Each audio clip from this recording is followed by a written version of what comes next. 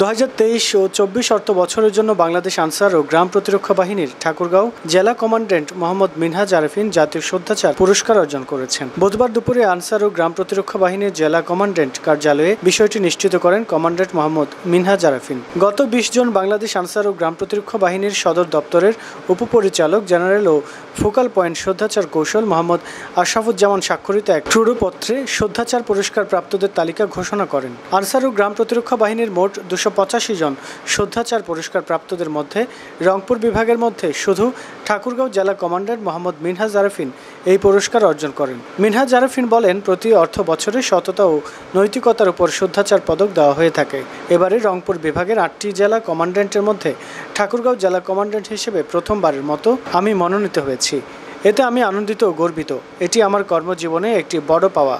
এমন পদক আগামীতে আমার কর্মজীবনে আরও বেশি শ্রদ্ধাচার চর্চায় অনুপ্রাণিত করবে। সকলে আমার জন্য দোয়া করবেন যাতে সততা ও নৈতিকতার সাথে সেবা প্রদান করতে পারি, কার্যক্রম পরিচালিত করতে পারি। তো সেক্ষেত্রে আমরা ধাপে ধাপে যে এক বছরে আমরা যে অর্জন, সেই অর্জনগুলোর মধ্যে আমরা যতটুকু করতে পারি তারই উপর ভিত্তি করে এই পুরস্কারটা নির্ধারণ করা থাকে।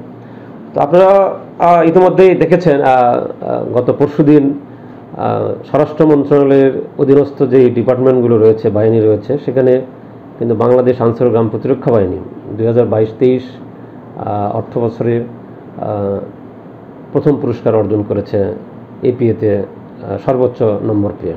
তো এটা আসলে আমাদের জন্য অত্যন্ত আনন্দের এবং আমরা কাজ করার অনুপ্রাণিত হচ্ছি এবং সামনের দিকে আরও যাতে জনসেবা এবং কার্যক্রম পরিচালিত করতে পারি, এটা আমাদের জন্য খুবই কাজে আসবে আর কি।